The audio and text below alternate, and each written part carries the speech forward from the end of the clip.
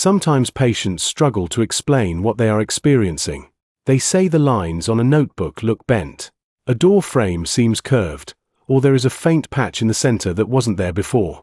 This is exactly why the Amsler grid remains such an important tool in optometric practice. It allows patients to show us what they are seeing, and it allows us to detect functional macular changes early. Looking at the image above, each grid represents a different clinical finding. When the lines appear wavy or distorted around the center, this is metamorphopsia. It usually indicates alteration in macular contour. Common causes include age-related macular degeneration, AMD, central serous chorioretinopathy, CSCR, and epiretinal membrane, ERM. Any disruption in retinal architecture leads to perceived distortion of straight lines. When distortion is localized near fixation, especially focal bending close to the central, macular edema or vitreomacular traction should be suspected. This is often seen in diabetic maculopathy and retinal vein occlusion, where fluid accumulation or traction affects the central retinal layers. If there is a completely blank or white patch where the lines disappear, this represents an absolute scotoma. This means there is no functional retinal response in that area. Advanced AMD, macular hole, or severe retinal damage can present this way and require urgent evaluation. A gray or blurred area indicates a relative scotoma. Vision is reduced but not completely absent.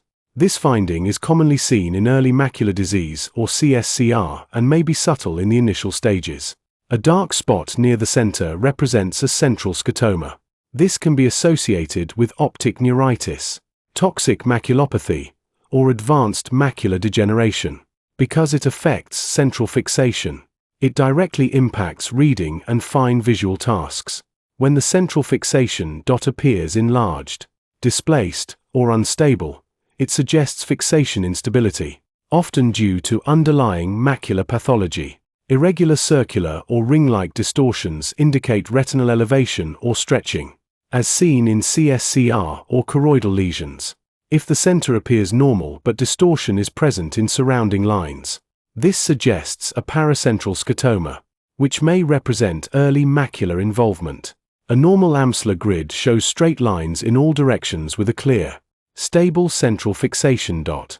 This indicates intact macular function. The Amsler grid remains valuable because it is simple, quick, and effective.